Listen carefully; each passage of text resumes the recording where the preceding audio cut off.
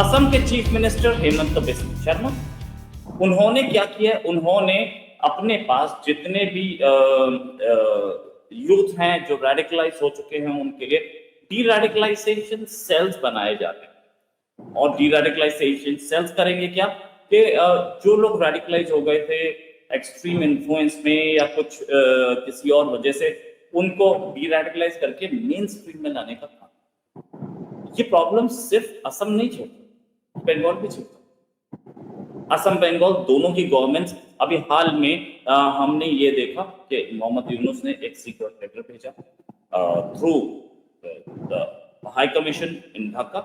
वो आसिफ मुनीर के लिए, आसिफ मुनीर जब अवेलेबल होंगे तब पढ़ लेंगे, no doubt about it. ISI के स्टेशन चीफ भी वहां पे थे। ये हमने एक और डेवलपमेंट देखा कि इससे पहले जो आते थे वेस्ट बंगाल में लोग बांग्लादेश से, वो उनको कोई रोकता नहीं था। अब की बार 3 लोग क्रॉस करने की कोशिश कर रहे थे, गोली चला दी गई, 3 की मौत। एक रेडिकल चेंज है इंडिया की थिंकिंग पे, स्टेट गवर्नमेंट्स की थिंकिंग पे कि हमें क्या कैसे इन्फिल्ट्रेशन को डील करना है, क्योंकि जमात इस्लामी तैयार खड़ी है इंडिया में हरकत करने को। इसे बात करने के लिए हमारे साथ राजलक्ष्मी जोशी मैम। मैम बहुत बहुत स्वागत आपका हमारे शो में। Ma'am deradicalisation camps, border पे लोगों को गोली मारी और साथ में कहीं जमात इस्लामी की हेरा फेरी, ये पूरा आपको सिचुएशन क्या बताता है? नमस्ते रोहित जी, और फिर एक बार बहुत ही इंटरेस्टिंग विषय पे हम लोग आज चर्चा कर रहे हैं। देखिए, ये सब जो है इसका वैसे तो अभी बहुत दिनों से इसकी जो प्रॉब्लम चल रही है, ये जो इन्फिल्ट्रेशन का है विषय, ये अभी आज का नहीं है, ये बहुत वर्षों से है। और खास करके हमारे कुछ जगह पे पोरस बॉर्डर्स हैं, जैसे अभी नेपाल की तरफ से भी हमारा पोरस बॉर्डर है। जैसे राजनाथ सिंह जी और हमारे बहुत सारे नेता कहते हैं रोटी बेटी का नाता है हमारा नेपाल के साथ में। तो उसमें हम लोग मतलब थोड़ा सा लिमिटेशन हो जाता है। और वही परिस्थिति बांग्लादेश के साथ में भी है, और नॉर्थ ईस्ट में भी बहुत सारे जगह पे पोरस बॉर्डर है हमारा।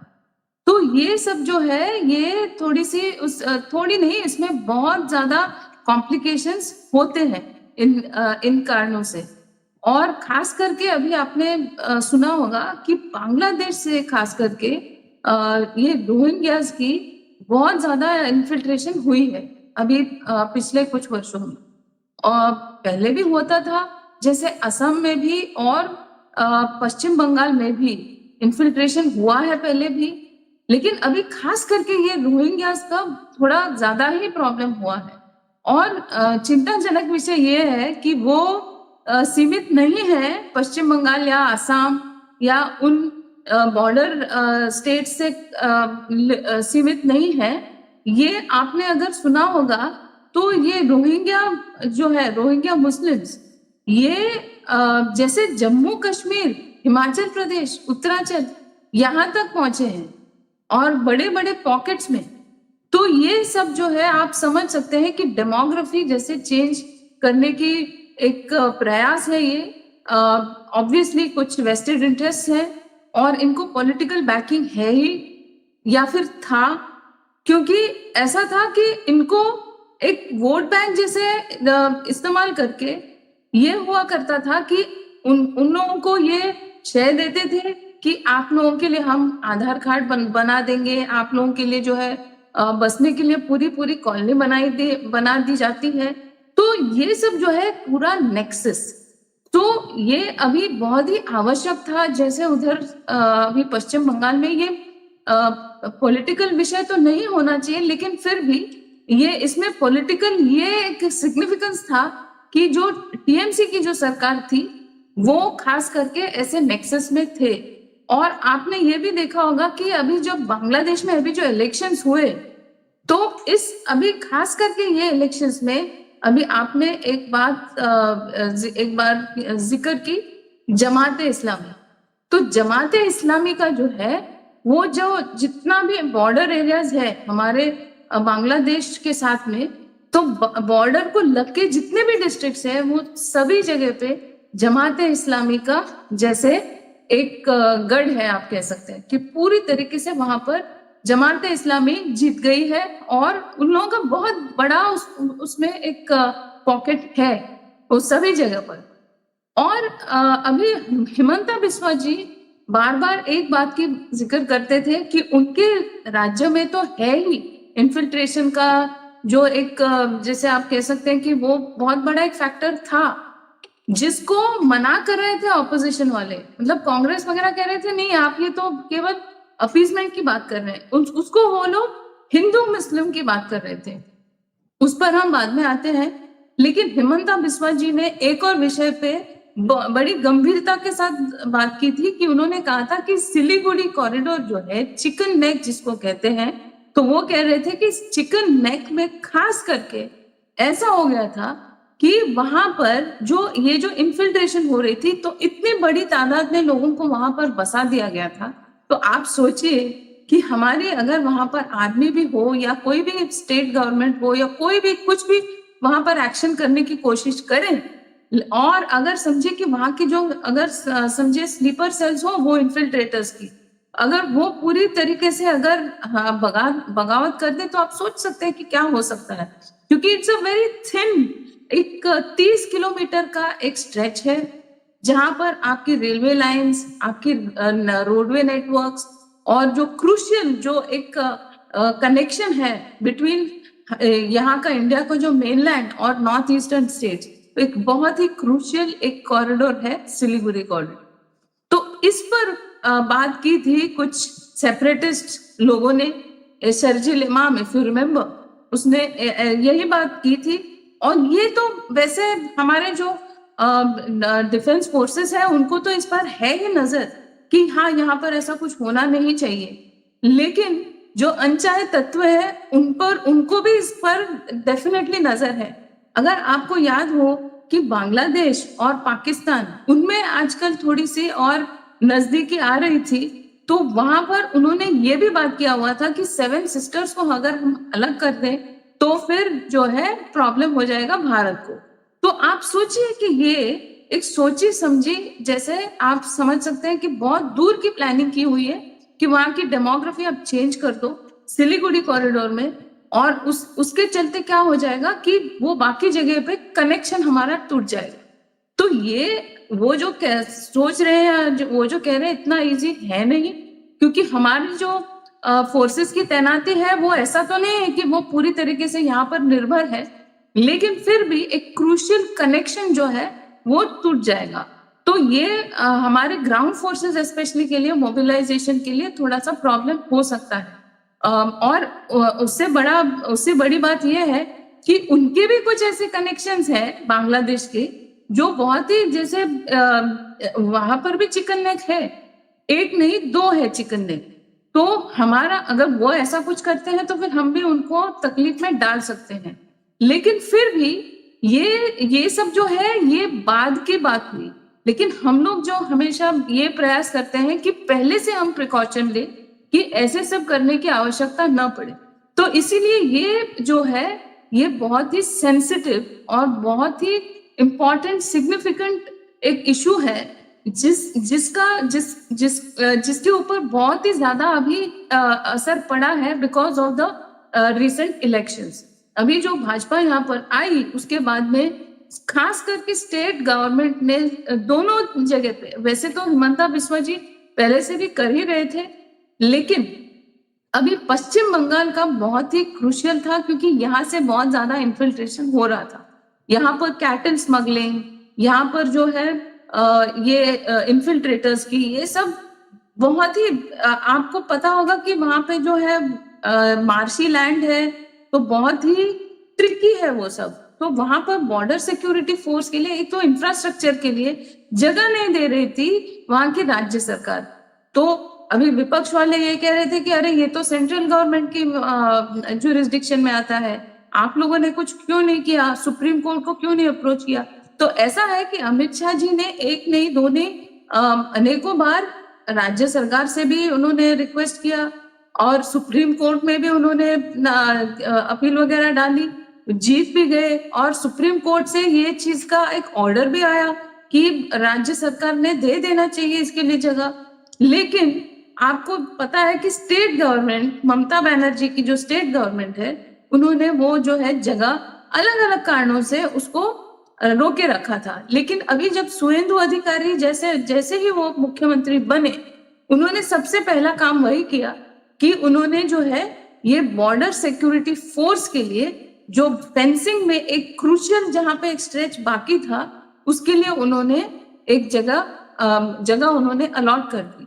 तो इससे बहुत फर्क पड़ेगा और आपको समझ में आ रहा होगा कि ये जो पिंच है वो बांग्लादेश को भी नजर आ रहा है, क्योंकि बांग्लादेश की तरफ से उन्होंने वहां के हमारे हाई कमीशन को समन किया और कहा कि आप हमारे लोगों को तकलीफ नहीं दे सकते वगैरह वगैरह, क्योंकि उनको ऑब्वियसली उनको पिंच तो लगेगा ही, लेकिन हमें हमारी जो सिक्योरिटी है इसकी जो है हमको प्रबंध करना obviously it is not just our right, लेकिन हमारी जो है कर्तव्य भी है, क्योंकि उस तरफ से अगर लोग आते हैं और हमारे ही लोगों को तकलीफ देते हैं, और ये कैटल स्मगलिंग के साथ साथ आर्म्स एंड अम्यूनिशन, बहुत सारे ड्रग्स और बहुत सारे ऐसे स्मगलिंग वगैरह भी होती है। और खास करके आप सोच सकते हैं कि टेररिज्म, इसके लिए भी ये बहुत ही एक अनचेक्ड और अनमैन्ड एक फ्रंटियर बन जाता है। और ऐसी ही परिस्थिति नॉर्थ ईस्टर्न बहुत सारे इलाकों में भी है, और असम में भी बहुत ज्यादा इन्फिल्ट्रेशन हो रहा था। और जो हिमंता बिस्वा जी जो कह रहे थे, वो मियां मुस्लिम कह रहे थे। आप समझ सकते हैं कि उसमें उन्होंने अंतर किया हुआ था कि बहुत उधर असम में भी मुस्लिम दो तरह के हैं। एक जो है वो बहुत वर्षों से हमारे जो भारतीय संस्कृति वाले मुस्लिम है। तो हिमंता बिस्वा शर्मा जी ने कहा कि हमें ऑब्वियसली उनके साथ में कोई प्रॉब्लम नहीं है, वो भारतीय है, हम भारतीयों को कोई भी तकलीफ नहीं देंगे। लेकिन जो वो मियां मुस्लिम जो कह रहे हैं, this is for Rohingya Muslims, this is not for जो भारतीय मुस्लिम्स है उनके लिए नहीं है। तो वो जो कह रहे थे कि उनकी जो बोली है, उनकी मतलब वो जो भाषा, वो जो बात करते हैं रोहिंग्या मुस्लिम्स, और जो इन्फिल्ट्रेटर्स हैं जो बांग्लादेश से आए हुए हैं, उनकी बोली से भी पता चलता है कि वो अलग बोली बात करते हैं। और उनका जो है रहन सहन, उनकी जो आदतें, और उनका खास करके ये सब स्मगलिंग और इन विषयों में उनका बड़ा हाथ है। तो इसीलिए there was a clear distinction between वहां के जो वर्षों से, कितने सदियों से रह रहे मुस्लिम्स, और जो इन्फिल्ट्रेटर्स। तो ये फर्क लेकिन जो है, ये फर्क कांग्रेस और अन्य जो पक्ष हैं वो नहीं कह रहे थे। वो ऐसा बता रहे थे कि भारतीय जनता पार्टी हमेशा हिंदू मुस्लिम की बात कर रही थी, लेकिन ये हिंदू मुस्लिम की बात न होते हुए ये जो है भारतीय और जो इन्फिल्ट्रेटर्स हैं, जो घुसपैठियां हैं, उनकी बात है। और घुसपैठियां जो है वो असम के लिए खास करके बहुत ही बड़ा चिंताजनक विषय थी, और इसीलिए लोगों ने उसको सपोर्ट भी किया कि भारतीय जनता पार्टी इसमें जो एक्शन लेना चाहती थी, इसीलिए लोगों ने सपोर्ट करके इतनी बड़ी मात्रा में भारतीय जनता पार्टी को जिताया है। और पश्चिम बंगाल में भी अच्छा हुआ कि बीजेपी आई, और ऐसे सब जो है स्टेप्स लिए हैं असम और पश्चिम बंगाल की गवर्नमेंट ने, और भी कुछ अलग अलग जो है एक्शंस लिए हैं हमारे सेंट्रल गवर्नमेंट ने। खास करके जैसे अभी आपने देखा होगा कि नए गवर्नर्स वगैरह आए हैं इन सभी राज्यों में, तो उन्होंने भी वो सब जो है ना, वो बहुत ही एक्सपीरियंस्ड है इन सब मामलों में। तो आप सोचिए कि ये सब जो है ये हमारी इंटरनल एक्सटर्नल सभी तरीके के सिक्योरिटी को नजर में रखते हुए किया गया है ये सभी एक्शन जो है, और मुझे लगता है कि बहुत ही आवश्यक था, और better late than never. Ma'am एक चीज, ये जो आपने बोला बाहर के मुस्लिम्स आए हैं और इंडिया के जो हैं बाहर के आए हुए ज्यादा हैं, डेमोग्राफी चेंज हो रही है, बॉर्डर के डिस्ट्रिक्ट थी बंगाल में भी, असम में भी ये आए हुए हैं काफी साल से, इन्होंने आधार भी बना लिया, राशन कार्ड भी बना लिया, सब कुछ बना लिया, इनको निकालना पॉसिबल हो पाएगा क्या? हाँ, हाँ, जैसे मैंने कहा कि अभी देखिए इसीलिए ये एसआईआर या फिर एनआरसी ये सब जो प्रक्रिया हो रही थी, ये सब यही कारण से हो रही थी कि अभी यहाँ पर ये डिस्टिंग्विश करना, ये उनको अलग-अलग जो है देखना, ये बहुत ही आवश्यक है। क्योंकि 1971 के बाद में या उससे पहले भी बहुत सारे लोग जो है वो पीड़ित होकर बांग्लादेश से आए हुए हैं। तो और अभी आप अगर देखें तो कल्चरली हम पहले तो एक ही थे, हम एक ही तो देश था हमारा।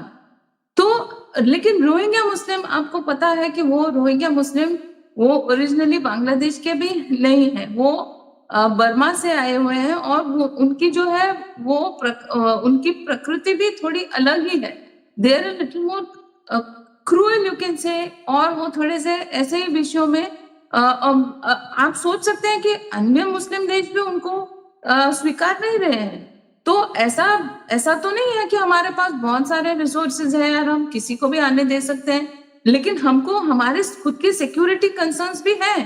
तो जिन लोगों ने पहले से, जैसे 71 से पहले या उस आसपास में जिन बहुत सारे लोगों ने वहां से रिफ्यूज लिया हुआ है हमारे देश में एक ऑब्वियसली ये सिटीजनशिप के लिए एक प्रक्रिया है।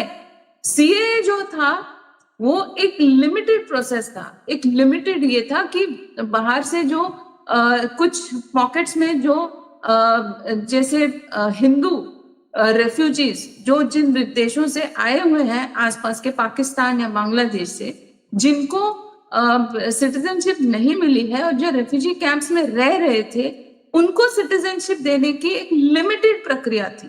इसका मतलब ये नहीं था कि अन्य लोगों को सिटीजनशिप नहीं मिल रही है।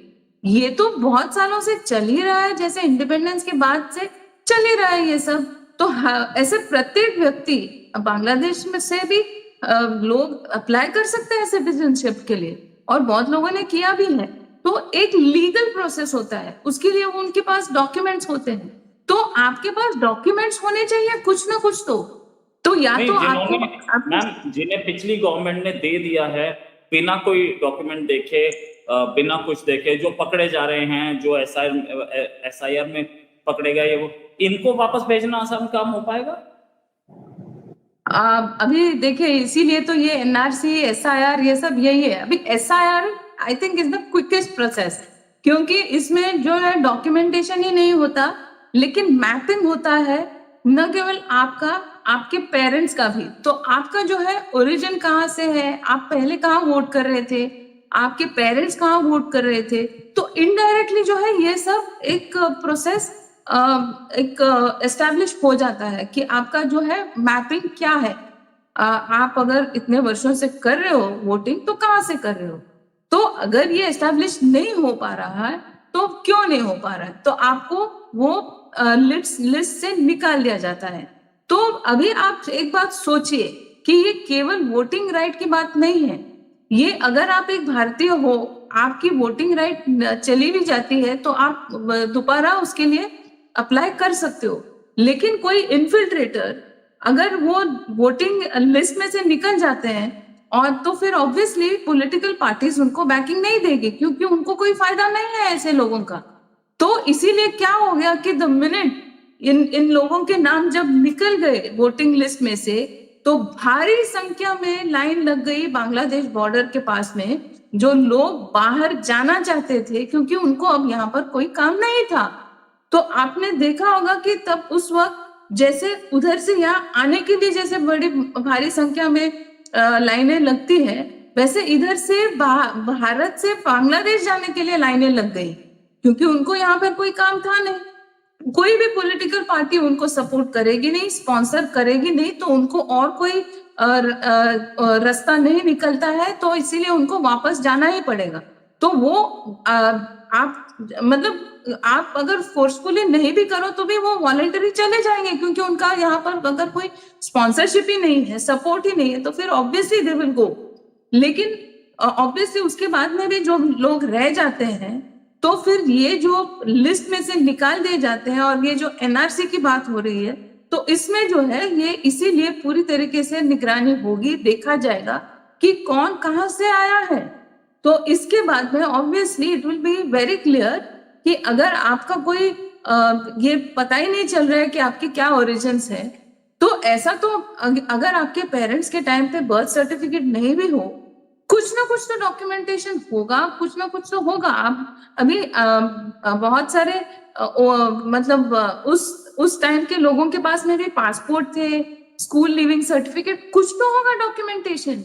लेकिन ये जो जानबूझकर हम कागज नहीं दिखाएंगे, ये सब जो ये लोग कहते हैं, तो यही कारण है कि ये इनसिक्योरिटी है कि कागज अगर दिखाने की आवश्यकता पड़ी तो फिर उनको कम से कम कोई ना कोई तो कागज दिखा सकते हैं।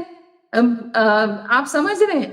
तो ये जो जब पहले के जो पीछे चले जाते हैं रिकॉर्ड में देखने के लिए कि आपका क्या ओरिजिन है, तो और खास करके उनके जो जैसे मैंने आपको बताया कि बोली या फिर उनके रिकॉर्ड्स में भी उधर बहुत सारे लोगों के एक ही डेट ऑफ बर्थ, बहुत सारे लोगों के जो है उनके माता पिता का जो एज है और उनका जो एज है उसमें थोड़ी सी डिस्क्रिपेंसी, या फिर एक ही एड्रेस पे बहुत सारे लोगों का होना, ये सब जो है, ये सब जो रेड फ्लैग्स हैं, इसको ऑब्वियसली बहुत बारीकी से देखा जाएगा।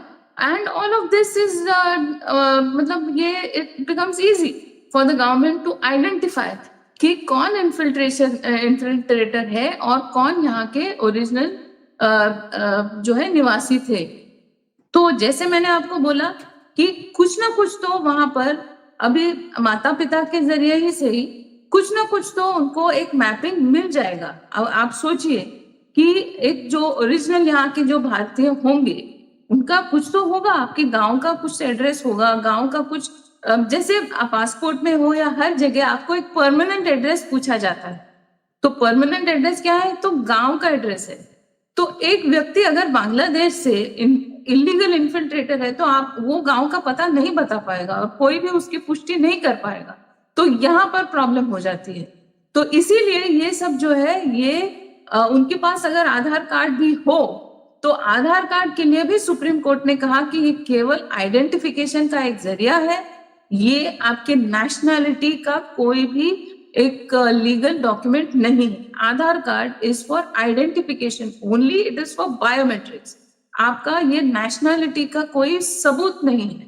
तो ये जो है सुप्रीम कोर्ट ने बहुत ही एक अहम एक ऑर्डर दिया हुआ है और उसी के चलते SIR, NRC ये सब जो है इसकी प्रक्रिया असम में भी चल रही है और इसीलिए बहुत जगहों पर TMC ने खास करके इस पर बहुत ऑब्जेक्शन लिया हुआ था। उसमें इलेक्शन में वैसे तो उस पर एक्चुअली उनका असर नहीं पड़ा, लेकिन फिर भी ये इन कारणों से वो उसका ऑब्जेक्शन कर रहे थे, ऐसा मुझे लगता है रोहित जी। राइट मैम, और उम्मीद है कि जो इलीगल इन्फिल्ट्रेटर्स हैं वो जल्दी ही निकल जाएंगे। Thanks a lot ma'am for joining. उम्मीद है मैम जल्दी डिस्कशन और करेंगे अभी के लिए। एक और बात, अभी बॉर्डर एरियाज में कुछ होल्डिंग एरियाज वगैरह बनाने की स्ट्रिक्ट ऑर्डर्स दी गई है पश्चिम बंगाल सरकार की तरफ से, और अभी जो है कोऑर्डिनेशन हो रहा है पश्चिम बंगाल, आसाम और सेंट्रल गवर्नमेंट, ये सब जो है पूरी निगरानी में है कि जो पहले से यहाँ पे थे उनको कोई तकलीफ नहीं, लेकिन जो इन्फिल्ट्रेटर्स हैं उनको जैसे ही आइडेंटिफाई किया जाता है उनको बाहर डिपोर्ट कर दिया जाएगा। तो वो जो आपने सुना होगा डिटेक्ट, डिलीट, डिपोर्ट, तो डिलीट मतलब डिलीट फ्रॉम द लिस्ट, आप पहले डिटेक्ट करो, डिलीट करो लिस्ट में से और फिर उनको डिपोर्ट करो। तो ये CA प्रोटेस्ट के टाइम पे बहुत लोगों ने एक मिस इन्फॉर्मेशन या एक मिसलीडिंग ये एक भ्रम फैलाया था कि उनको कॉन्सेंट्रेशन कैंप वगैरह में भेज दिया जाएगा सभी मुस्लिम्स को। तो ये सब जो है ये जानबूझकर किया जा रहा था ताकि ये सारी प्रक्रिया न हो। लेकिन रोहित जी, मैं आपके चैनल के द्वारा सभी लोगों को कहना चाहूंगी कि यहाँ के जो भारतीय मुस्लिम्स हैं उनको वैसे तो कोई तकलीफ नहीं होगी, लेकिन जो इन्फिल्ट्रेटर्स हैं उनको तो हर एक को डिटेक्ट करके डिपोर्ट कर दिया जाएगा। और यही मैं आशा करती हूँ कि इसी तरीके से एक अच्छी सिक्योरिटी बनेगी, इंटरनल एंड एक्सटर्नल सिक्योरिटी। ये भ्रम भी वही फैला रहे थे जिनको मुस्लिम वोट बैंक चाहिए। उन्हें भी Yes. पता था ऐसा कुछ नहीं होने वाला, लेकिन वो ये फैला रहे थे कि तुम हमें वोट नहीं करोगे तो तुम कंसंट्रेशन क्या पे असलियत। Yes. Yes. Thanks a lot ma'am for joining. जल्दी एक डिस्कशन और करेंगे, अभी के लिए नमस्कार। जय हिंद। नमस्ते, जय हिंद।